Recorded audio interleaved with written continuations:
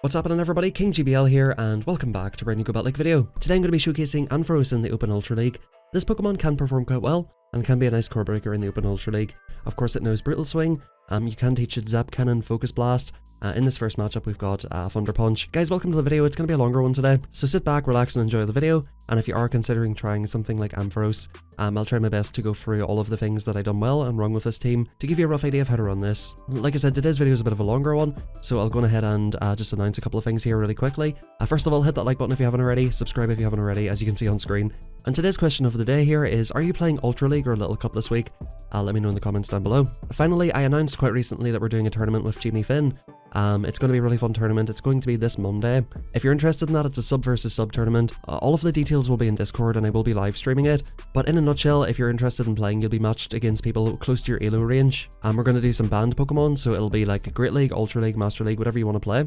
But in the Great League for sure, we'll be banning things like Noctowls and all of the most popular Pokemon, just to make sure it's a little bit more fun. If you're interested in joining that, make sure you register your interest in the Discord. And one thing is, because I'll be streaming it, you'll be required to stream your games in the Discord channel. You just join Discord on your phone and tap share screen and people will be able to watch it in the Discord. Of course, I'll be able to grab it and put it on stream, so if you're interested in that, get involved and hop in the Discord in the description down below. So hopping into Ampharos in these battles here, I actually really enjoyed using Ampharos and it can be quite a core breaker. As you've seen in the Ultra League, there are quite a lot of Charizards flying around. You do get a decent amount of course, Pidgeots. I'm actually running this with Zap Cannon and Brutal Swing. I think I would probably prefer Focus Blast for the Steel types.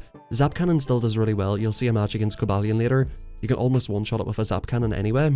Focus Blast is a little bit lower energy cost, so you could either run something like Focus Blast and Brutal Swing and just rely on the fast move pressure to take out the flyers.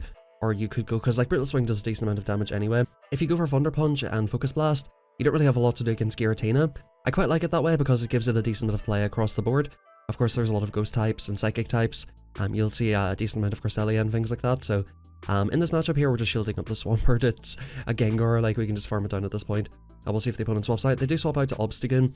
And, you know, you'll see like in a couple of matches, I think my biggest mistake in the Ultra League is just not quite having the matches like burned into my brain and not knowing when to swap out straight away.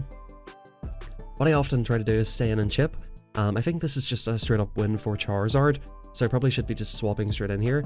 We do end up coming to Charizard eventually, and we're just going to go for a farm down. So like sometimes this works well, where it's like if it's a closest match, you would just basically, you know, chip it and dip it, and come in and make sure you get switch. We do invest a shield there, and yeah, we've got switch at least. In comes a Scrafty, so I'm like, okay, we're going to go for the Dragon Claw here. I don't know what that undercharge, oh, it's the Gengar catch, that's what that was. So good catch by the opponent. Good thing we're baiting. We're not going to bait this time though, and the opponent is shielded. So probably should have went for the back-to-back baits here. The opponent, this is kind of tricky. Scrafty is tricky. We do have like 3 Pokemon here, so like hopefully we should be able to take this thing out. We're just trying to, I'm actually trying to commit to the Zap Cannon here, which is not great. We'll see if the opponent goes for the foul play. They do, and we're going to just go straight for the Zap Cannon. Hope for either a debuff, or I probably could have just went for back-to-back Brutal Swings. Again, like I'm just sort of like, now I'm in a bit of a mess. Look at this now. Look at this now. This is not comfortable anymore. The opponent gets off another move. So I think going for back-to-back Brutal Swings was better there. We're making this awkward as possible. They go for an undercharge and farm down, and I just farm up to like almost CMP and fire off this Dragon Claw hoping to take it out. It does not quite take out. So I've made a bloody mess of this, folks. Don't do what I do and make messes of things. I think like in that situation, I guess it comes down to bait calls. I think a lot of the matches I lost today, I was just full sending the hard-hitting move and getting them shielded every time. And this is a longer video, so you might not be around for it. It's maybe towards the end, but there was a match against Obstagoon where I decided, okay, I'm going to go for bait this time, and they call it like, it's just a rock and a hard place with these bait calls sometimes. They go for superpower, so I shielded up knowing that this is powerful. And in comes a Drapion. So I think like Swampert is literally just my best answer for this. So I might just go for an EQ here, try to get a shield back off the opponent or one-shot them. Of course the opponent's up 2 shields, so they're thinking I might go for bait, and they do let it go. See, at this point I should be straight into Charizard right here. I'm giving them a chance to get ahead in energy. If they know Future Sight, like this is looking rough. Thankfully they know Moonblast. Looks like it's Grass Knot and Moonblast. You gotta be careful with Cresselia. If they do farm up a little bit extra, you need to just be aware that it could be a Future Sight, which does about 70% to a full health Charizard roughly. I'm just guessing, but I'm just saying it's roughly about 70%. This will take out the Charizard, and we're going to try to CMP here. and go for a Hydro Cannon. So at this point we should be okay. We've got the Cresselia down like a decent bit, and we go for another one here. The opponent, they're going for probably Superpower. Yeah, they go for that. And since I CMP'd on the second one, I try to go for an Undercharge here. I'm not sure if this will be enough. We do get a little bit of extra farm, which is nice. And in comes Cresselia. Cresselia is basically forced to throw here. And I think this is looking fine at this point. The grass not us, but we can get to these moves pretty quickly here. We can definitely live one move. And we're just going to fire this off. I think that was on CMP as well, which is nice. And it'll take us 8 turns to get to this next one. So it takes 12 turns for the first Brutal Swing and 8 turns for the next one. So if you can get ahead on energy, it is quite nice with Ampharos. You do reach that second move a little bit quicker. We're getting off the second Brutal Swing, and that's going to be a good game. I wanted to mention something about fast move timing. I do get this comment. I've had it quite recently, and I want to explain it in this video because I think some people are a little bit unaware of it, and it's something that's definitely helped me like play a lot better. We'll go into the Talonflame match here. So this is a 5-turn move. I've got a 2-turn move. It takes them 3 Incinerates to get to the first Brave Bird or Flame Charge. So you can safely stay in and throw after 7, which is 14 turns into their 15 turns, meaning that they only get 1 turn of energy. What I decide to do is try and catch the resisted Brave Bird and Ampharos. As you're seeing, it does quite a decent amount of damage still. The opponent's dead in there for a second, and they're allowing me to get off a Brutal Swing. Now at this point, the opponent probably can Seed Bomb me out of here, but I can just come in with Charizard at this stage.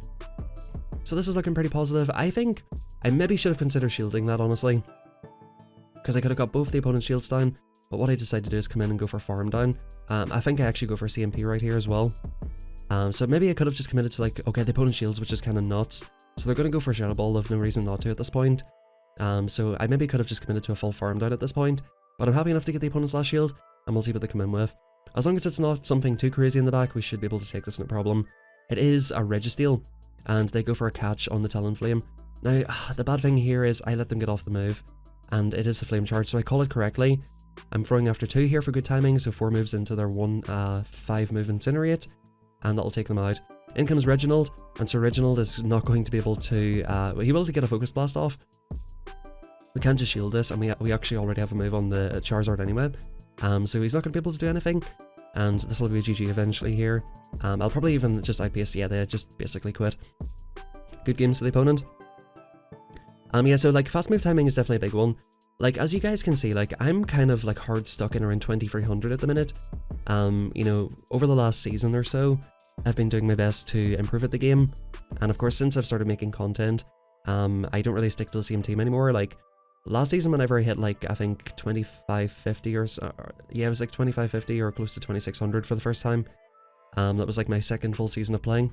I was generally just sticking to one team, and the one thing I think that really made a big difference is throwing in good timing, and just, you know, those little sort of bits here and there just make a huge difference. I still do it, but I still make some bad plays with timing sometimes, but it is just something to keep in mind. If you just have a look on Google, just search up, you know, Pokemon Go fast move timing. You know, funny thing is, here's a hilarious one. I was watching Rise to the Occasion's video on that like 6 months ago, and I just screenshotted the video and set it as my wallpaper on my laptop. So I have a screenshot of Rise on my laptop with all of the move timings on a spreadsheet, which is kind of hilarious. But I would recommend doing that, and just like, while you're playing, if you're still like, if you don't have it in your mind yet, just keep that in mind and put it on like your second screen, or, you know, put it on your PC monitor, or print it out, like do whatever, put it in a book, write it down, you know, do something. And, you know, that way you're, you know, if you see the opponent has a free turn move, you're like, how many do I need to throw after? Just do a quick check. Okay, so it's 1, 4, 7, 10.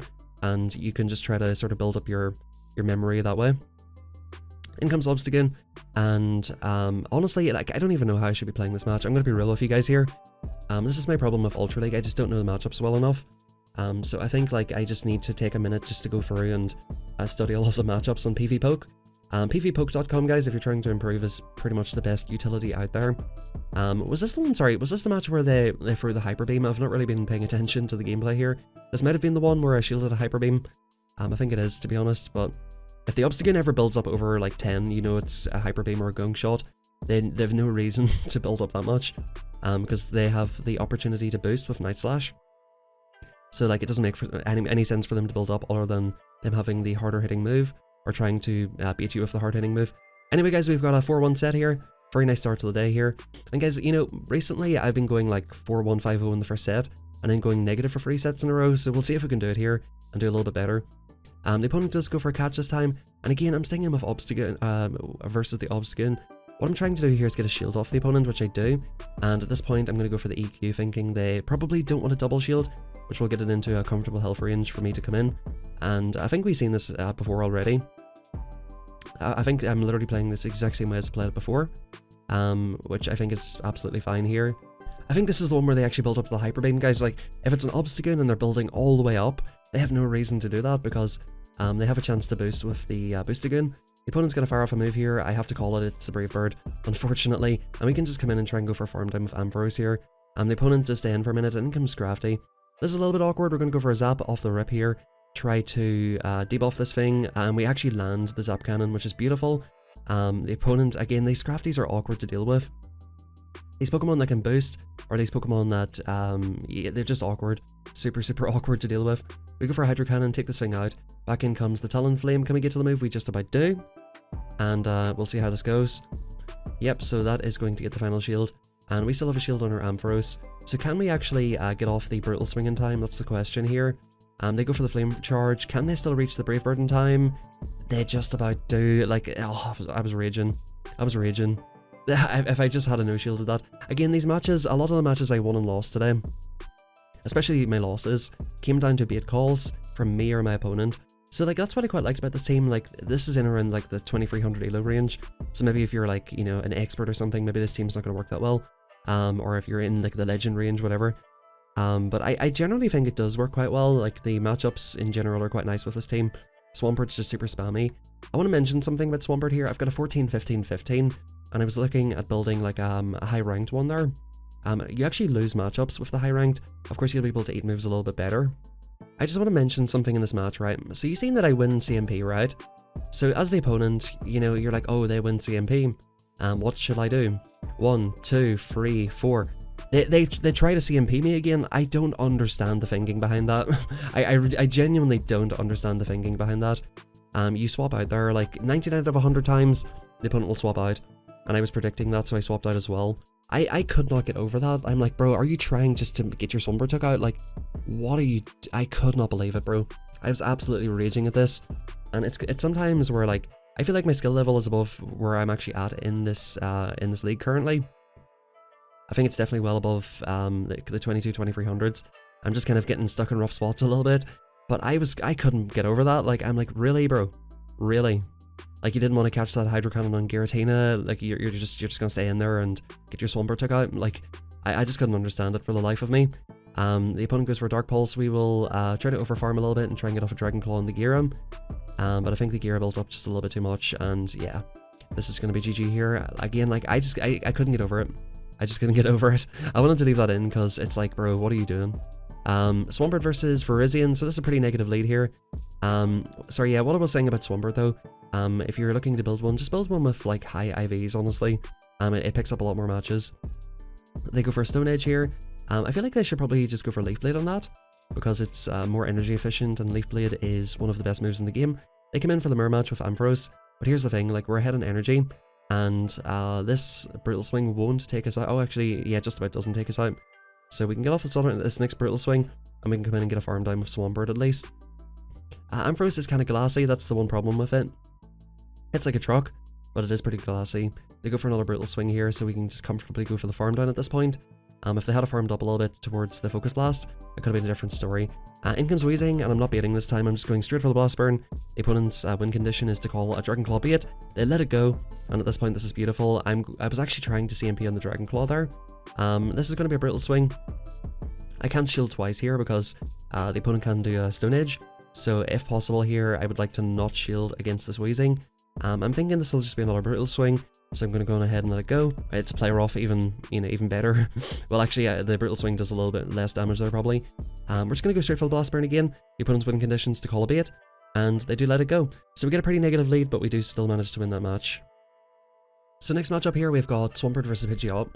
Now, you'd be thinking, of course, Ampharos is your best answer to this, which it is, and, you know, in this occasion, I'm coming straight into it. The reason I come straight into that is because I don't want to risk a Brave Bird on my Charizard. The opponent can't stay in for a minute against Charizard and get off a move, so I'm either going to get debuffed or brave birded. So that's kind of my thinking of just going into the hard answer. At this point the opponent lets the Zap Cannon go, so we can just shield and farm down. The second one won't be threatening.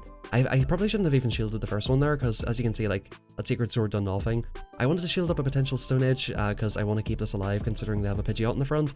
And I might even just double shield this, or actually let this go. I'm not sure if I'm a fan of this. I was, I guess, predicting the Feather Dance, but I maybe could have... Nah, I don't think that was correct to shield. I think that was perfect. And we're going to go just straight again for another Brutal Swing. My thinking here was I'm not going to get off another one, another Zap Cannon, so I definitely would have. If you have a look here, like, I got off another Brutal Swing, so I probably should have just went for that. But we're getting this super low anyway, and putting it into, like, a farm down range, where they've dumped all their energy now as well, so they're basically not going to be able to do anything in the end. We're going to go straight for Blast Burn and Tapu.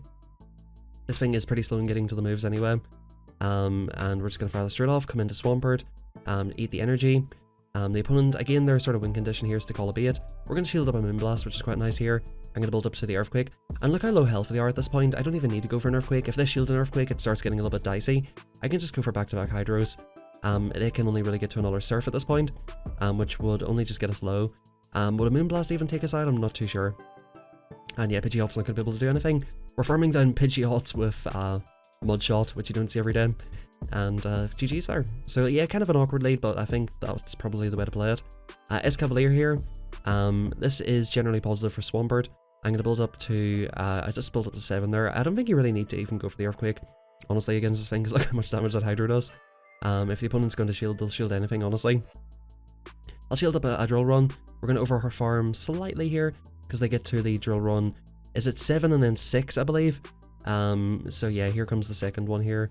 I can just shield this and take Switch, or let it go. I do let it go, and go for a Hydro. So we're either going to get Shield or Switch here, which is nice. And the opponent does decide to take Switch. So, like, Charizard up a shield, you guys have seen it once, and you've seen it 1,000 times. I'm thinking I can let this go. It'll be, the worst thing it could be is, like, a Drill Run, really. Or like I was expecting an Acid Spray there. In comes Ampharos. Poor little Ampharos is going to get absolutely blasted here. Good night, Ampharos. Not quite good night, but we're going to come in with our own Ampharos. And in comes Armored Mewtwo. Now, Armored Mewtwo on PvPoke is one of the core breakers for this team. Apparently, like, it just beats the whole team. But in this kind of situation here, we're looking absolutely fine. I'm not sure, like, is Confusion better to run in this thing? As you can see, like, 2 Brutal Swings, near enough take it out. I can just shield this once. This will be the Psy Strike. We'll just go ahead and farm it down. Funny enough, I've seen a couple of Armored Mewtwo's today. The opponent does have a move banked, but this Brutal Swing will not take us out. We'll get off a Brutal Swing of our own, and we'll either just farm them down or Simul KO. So good games. This actually does take them out. So GG's. And yeah, I'm happy enough with that one. So we went 3-2 that set. And overall, I did sort of go positive with this team today, which is quite nice. I definitely could have won a few more matches. We've got an expert player here, and we're lagging. They've got a little Obstagoon outfit with the green jacket. It's a little bit weird. They come in with Mew here. I come in with Ampharos because, of course, I can hit them with Brutal Swings. You never really know what this bloody thing runs. So I don't know what energy they're on. I just decided to shield up the first one to be safe. You never really know. So at this point, we go for another Brutal Swing. The opponent shields it. We outpace to another one, which is beautiful. So the opponent will need to shield this unless they want to get farmed down. They do shield it. So at this point, I'm like, this is perfect. I can just shield up whatever they throw here, get off a Brutal Swing. I'm not sure if I will go for an overfarm here, because again, I just don't know what the energy situation is. I'm just trying to get rid of this thing and basically reset it. I did go for a bit of a rant on, was it yesterday's or the day before's video, so I'm not going to go into it too much here. I make a mistake here, because like, why am I even going for the Zap Cannon? I should have just chipped this thing, but I do eventually get off the move anyway, which is quite nice. And was that a Charmer that just came in? It is a Charmer, and we're going to come in with our Charizard. The opponent's going to see the writing on the wall here in top left. I definitely could have just overfarmed there even, and of course we have a Swampert, so like it's completely unnecessary. Definitely had a lot of decent matches and stuff with this team, and honestly I might just use this a little bit more in the future. So here's like a slightly awkward one. Of course we want to have this on our Ampharos. The opponent, I'm not sure what they're trying to do here. They're going for like a really early catch. I bank the Earthquake on this and come into Charizard. Now this is a little bit dicey. You guys can let me know in the comments what's the percentage of a debuff, because they get the debuff here on Octazooka, which means the 2 Dragon Claws will not take out.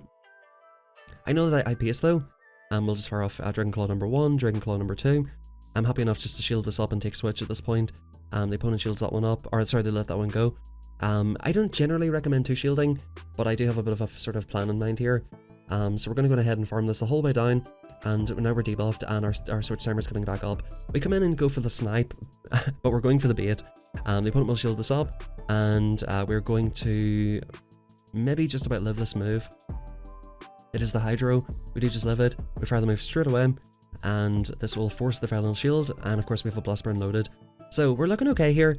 The worst they can throw is Hydro Cannon, which I think we can live. The opponent swaps straight out into Dragonite. I had to look up on the top right to see what that was for a second. Now the Dragonite will outpace here we will outpace the Dragonite to Brutal Swings, which is beautiful, and another Brutal Swing will just take them out. So again, I wonder if just going for Zap Cannon was better here. I was a little bit unsure of this matchup. I don't know if it's a Shadow, like I don't know what the hell's going on here, honestly. So I just want to get the moves off. In comes Empoleon, and all we need to do is Brutal Swing this once, get it into Blast Burn range, and that's going to be a good game.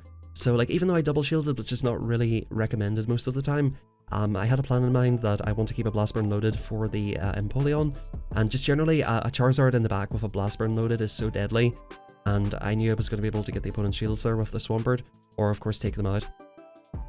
So probably a little bit unlucky. I got double debuffed by the Kingdra there, which is kind of annoying. And in comes Auroras, a really good lead for us, and we'll see what the opponent decides to do. They do go for the catch here, and it is a Dragonite, so we've got an opponent who's playing properly here. They're not just, you know, losing CMP. We come in here and probably just going to go straight for the Brutal Swing. I do go for CMP, which is not optimal here, of course. Could have got through a whole Volt Switch for free there, because the opponent threw on a pretty bad timing there. So they're quite lucky that I went for the CMP. We're going to get rid of this Dragonite, and that's a GG to that one. This is looking really positive already. Back in comes Auroras. I can just let this go at this point.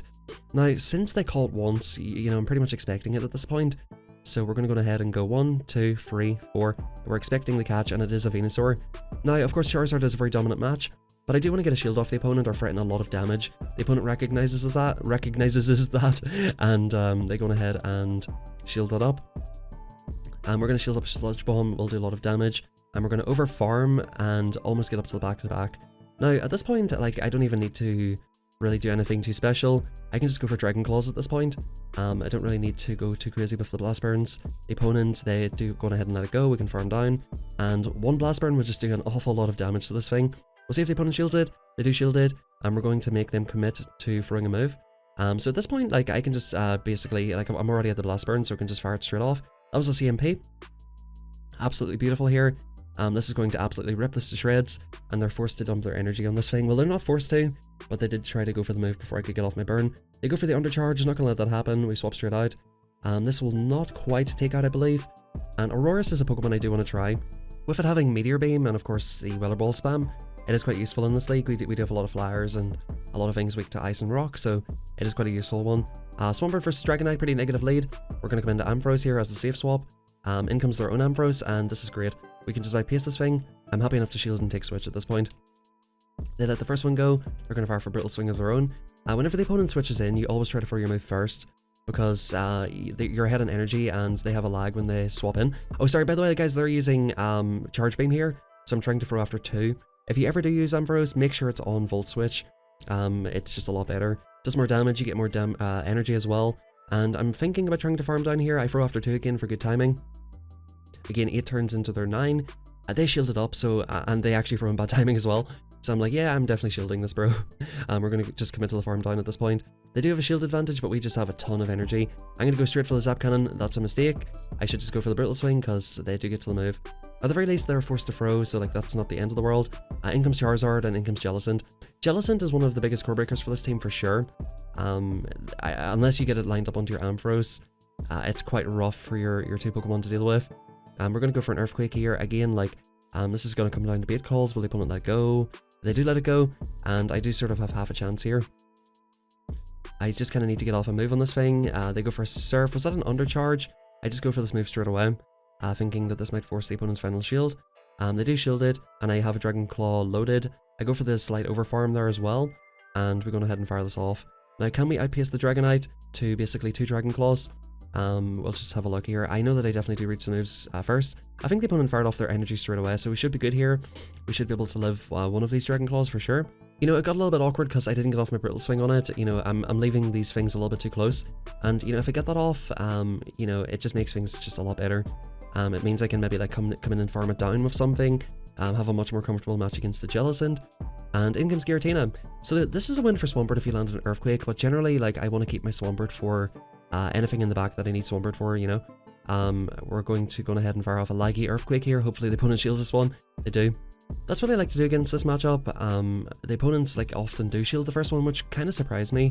I think people must realize that the matchup is dependent on that. They come in with Scissor, and we're going ahead and fire off the Brutal Swing. We're going to absolutely rip this thing to shreds. We're resisting these bullet punches, and these Volt Switches and Brutal Swings are just adding up so quickly on this thing. This thing's almost gone.